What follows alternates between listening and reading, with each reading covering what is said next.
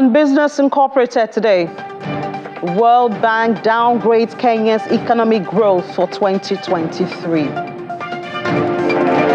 Egyptian pound loses 25% against the dollar week on week.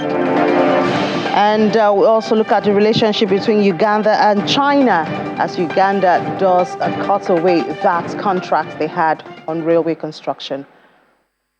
Oh, good afternoon. Welcome to the program Business Incorporated here on Channels Television. I'm Ini John Mekwa. We'll start off with the market and see how the markets are doing. One thing that stands out in the markets at intraday is that the NGX is on the verge, looking close to the green, but on the verge, albeit 0.00% at intraday. And for other markets, it's mostly positive. With just one negative. We move over now to the Middle East. Okay, we have the numbers now for the African market. There we have the NGX at 0.0%, and then we have Egypt 0.11%, and Kenya did close in the red, 0.39%. We move over to the Middle East now, where, remember yesterday at this time, the Middle East, most of the markets were in the red. We're glad to say that a lot of them have recovered, although not for Abu Dhabi. Abu Dhabi still in the red, 0.22% at 10,118.79. Dubai recovered from the loss it recorded yesterday, 0.23% at 3,305.11. We see other regions now. Saudi Arabia very, very in the green, 0.78, while Qatar lost 2.52%. A potpourri of stories is what we're having from our Berlin correspondent. Now, beginning with Germany's cartel office that has warned Google about its handling of user data. What's behind this? We have Rob Watts now joining us. Hi, Rob. Good afternoon. Well, Google is coming under pressure in Germany. What's at the core of this? Well, Google's offices in California, in Dublin and in Hamburg have all just received a warning in the mail from the German cartel office. The competition watchdog has written to Google owner Alphabet to urge the company to change the way it treats the data of its users. It says that the company's current approach is too, as it puts it, intransparent and sweeping. So this all relates to how Google offers users the choice of whether or not their data is collected and processed on services like Google Search, YouTube, which is of course owned by Google, Google Play, Google Maps, and lots of other Google services, and also some third-party websites as well that Google doesn't own. The cartel office says that users are being given insufficient choice as to what data is gathered and how it's used. It's actually unclear what the watchdog can do about that fact, other than send a stern letter, because such issues are soon going to be regulated at an EU level. But nevertheless, it shows that Google continues to be under pressure in Europe over how it treats its users' information. Yeah, the use of consumer data soon very precious in the IT world today is really a big deal. But moving on now, Europeans are struggling with their finances, talking about the cost of living.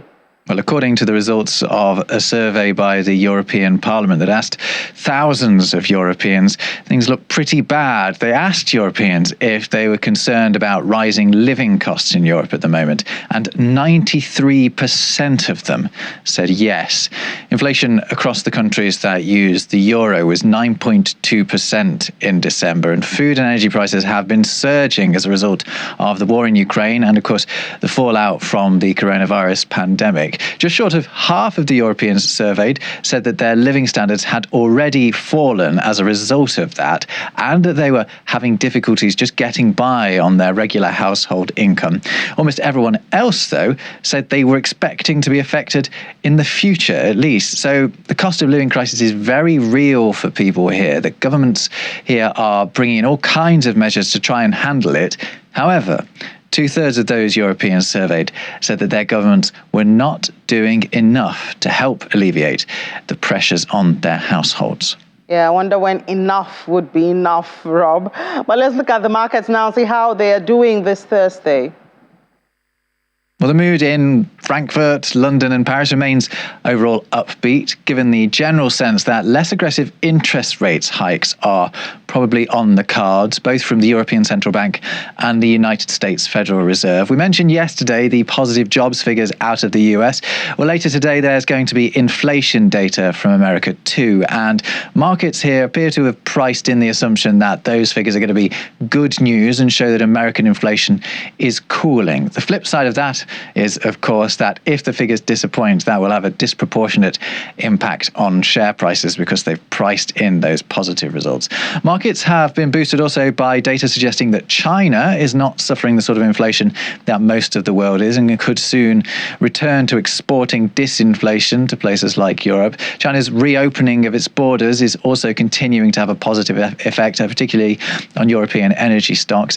And elsewhere, we've seen the stock price of German pharmaceutical giant Bayer take a hit over the past couple of days following reports that activist investor Bluebell is pushing for a breakup of the gigantic pharmaceutical group. All right, so Rob, thank you so much. Talking about the inflation figures, it comes at about 2:30 Nigeria time, and even before then, lots of markets have their eyes on that. Let's move on to the UK now, where Juliana joins us from our studio there. Juliana, good afternoon. We talk a whole lot about prepaid meters here in Nigeria, and now we're talking about forced prepaid meters in the UK. What's that about? Good afternoon, Innie. So currently in the UK, it's illegal for energy firms to cut off your gas or electricity, even if you can't pay for it. And what Citizens Advice Bureau and the opposition Labour Party have shown is that energy firms are now using loopholes. And what they're doing is they're forcing households up and down this country to install these prepayment meters. So it basically means your energy and gas supplies are pay as you go. So you have a card or a key, you stick it in the wall when you can afford it. But unfortunately, the Citizens Advice Bureau, they said that they received up to 30,000 calls last year from beleaguered households who were basically sitting in cold, damp, dark houses because they couldn't afford to top them up. And they are starting to see that a lot of these energy firms are forcing households to install. There is some data from 2021 showing that there were forced installations in 300,000 households. Fast forward a year, when we're going through a significant cost of living crisis, over 600,000 people had these meters installed. So that's an increase of over 100%. Citizens Advice Bureau is saying it's absolutely not right. And why is it always those who are struggling the most in society that have to pay the more, the most, that bear the brunt of this significant cost of living crisis? So they're asking the government to put forward some new legislation to prevent this from happening in 2023, particularly as we've been hearing not only from the Bank of England, not only from the Resolution Foundation think tank, but from the Prime Minister himself, that things are only going to get tougher as the weeks and months go on. Yeah, Julian, I guess things get tougher and people and organizations just look for ways to survive. That's why they're forcing people to get the meters. But I mean, talking about tough times and tough things, inflation is catching up with the cost of acquiring or renewing British passports. How much do you pay now? And how much will you be paying from February?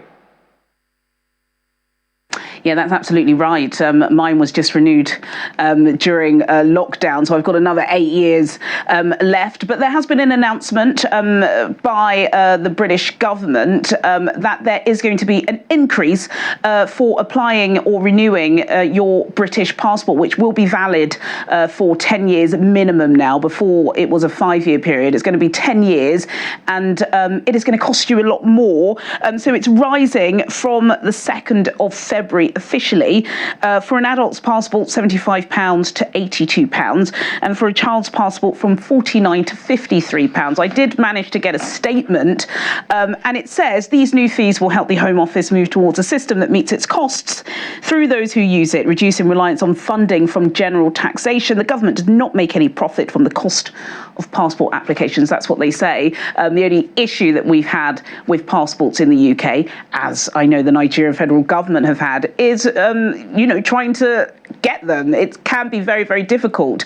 The government do say that perhaps this new money that they'll be able to get in will speed up the process. So typically, if you are renewing your passport, it takes about 10 weeks. So people should bear that in mind because, of course, there are new EU regulations. So you do need to have a minimum of 6 months validity on your passport. But yes, cost of living isn't sparing anything or anyone or any sector, Inni.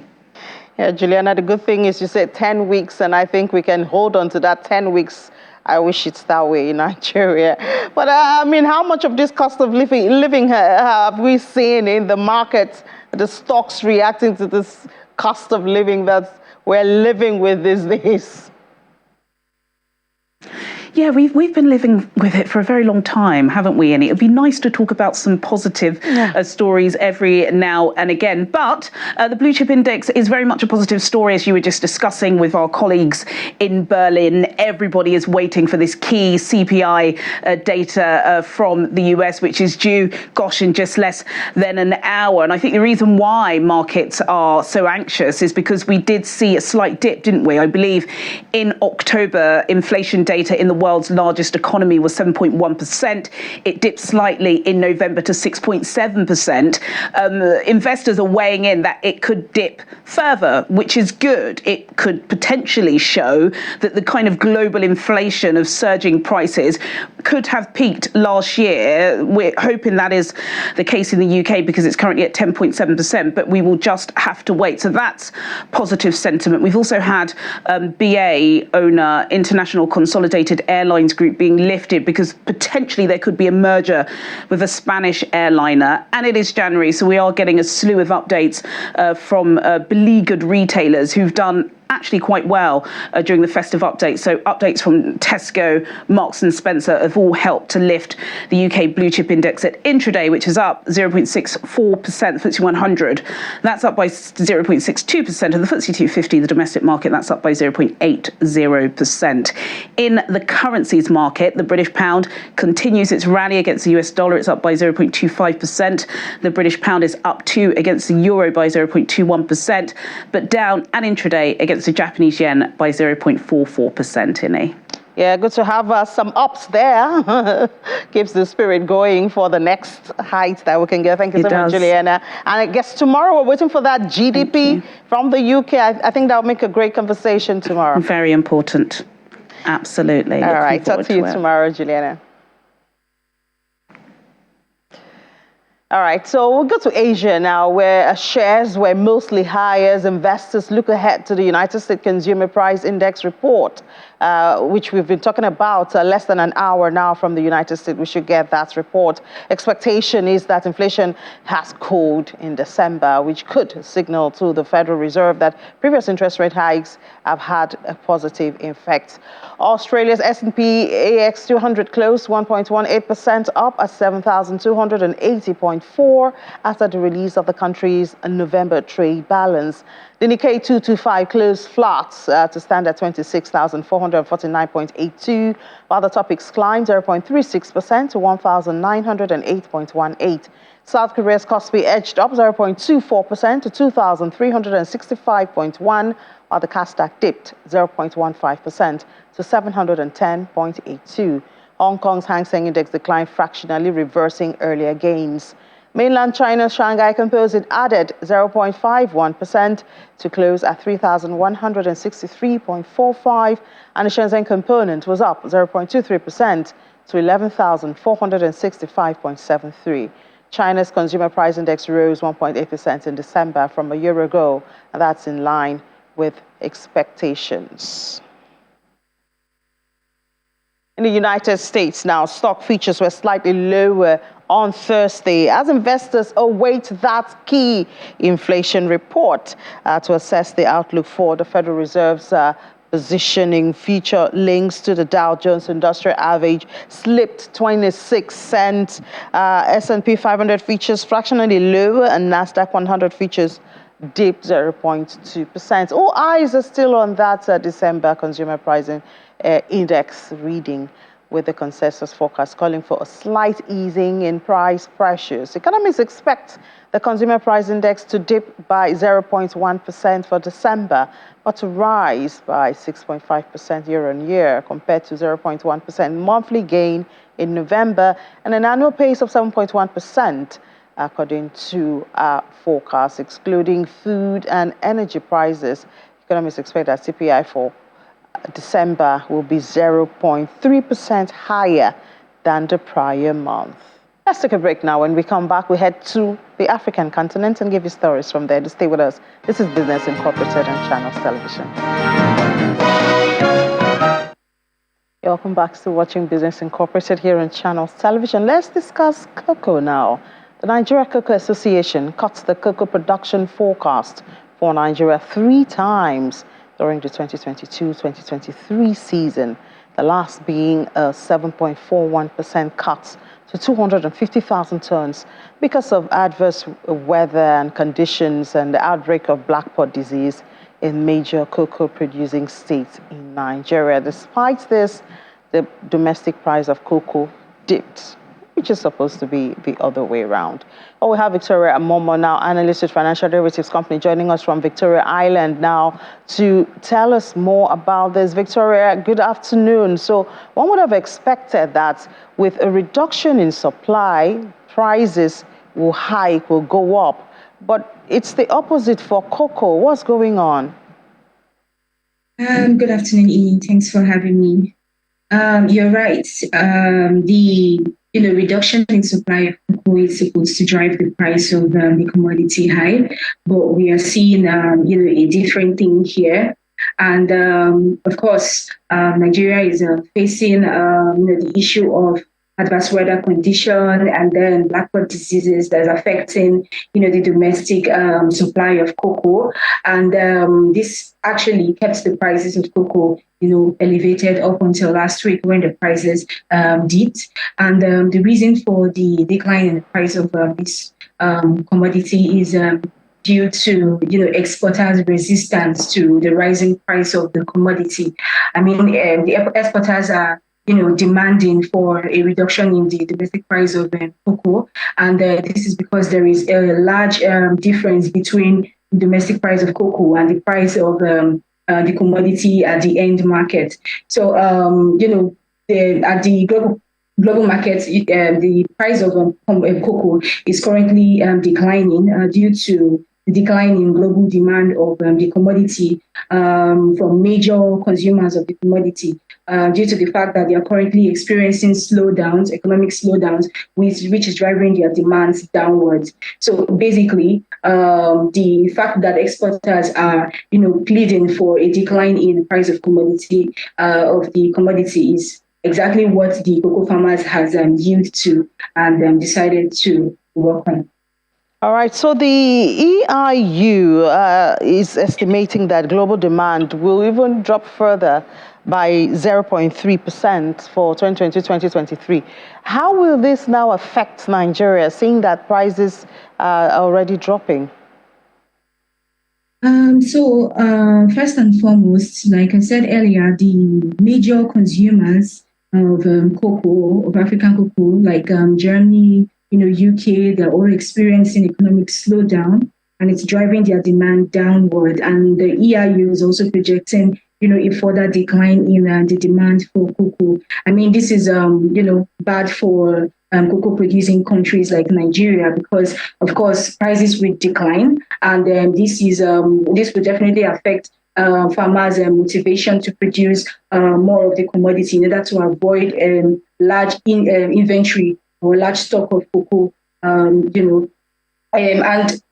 we have like more incentive and all, and there is no way for this cocoa to be exported, would have issues with foreign exchange earnings. Considering the fact that oil production is currently low and earnings from oil production is also low, so this would also affect foreign exchange earnings, and in turn trigger the fast depreciation of our currency and stroke inflationary pressures even further. On the other hand, farmers would continue to, record a decline in their income levels, and it will affect, consumptions and also reduce the turnover of manufacturers and producers of the commodity.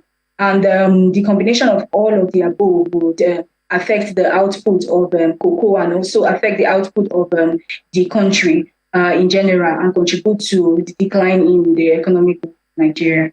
Yeah, so there's this cartel, price cartel being formed by major producers. I think Ghana and Ivory Coast are leading that. Will it profit Nigeria to be a part of that cartel when you see, the scenario you've already painted? So the cartel was actually formed to protect and to control prices first, and also to protect farmers because they do not benefit so much, or they did not benefit so much from the cocoa value chain. So the cartel was being formed, and a premium of $400 was being placed in order to, improve farmers' income as well as reduce poverty levels.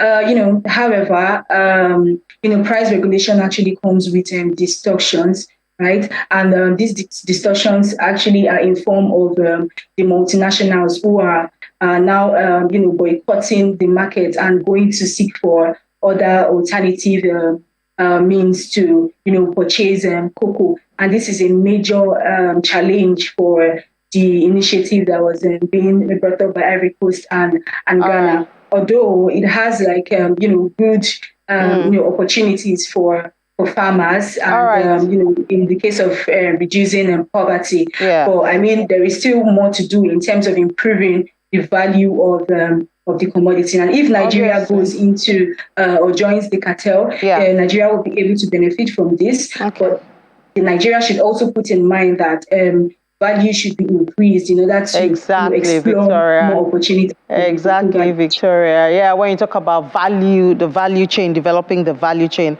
that, of course, is the top of the priority. Thank you so much for sharing your views with us this afternoon, Victoria Momo. Mm-hmm. All right, let's move on now. Kenya's economy is projected to grow by an average of 5% this year. That's more than what Nigeria has about 3% to 3.3%. That's according to the World Bank, as global and domestic shocks continue to impact on economies. Expected to pick up to 5.3% next year, even as the country lags behind other East African countries. We move over to Egypt now, where the Egyptian pound that is, has fallen by more than 25% in just 1 week. This is in accordance with an agreement with the International Monetary Fund, which stipulates leaving the price flexible according to supply and demand. And according to the agency, the continuous decline in the local currency comes at a time when it's been suffering severely in foreign currency shortage since the outbreak of the Russian-Ukraine war. And finally, on the program for this afternoon, after 8 years of non-execution, the Uganda government has terminated the contract of China Harbour Engineering Company to build the country's very first phase of standard gauge railway, which is supposed to be 275 kilometers line from Malabar to Kampala. The line, starting from the Malabar border post between Uganda and Kenya, is expected to cost $2.2 billion, but the Chinese financiers did not fund the project after casting doubt on Kenya's SGR reaching the border to link the Uganda and making the project viable. That's the program for this Thursday afternoon. Thank you so much for being a part of it. We'll have a final one on Friday. Hope to catch up with you then. Enjoy the rest of your day.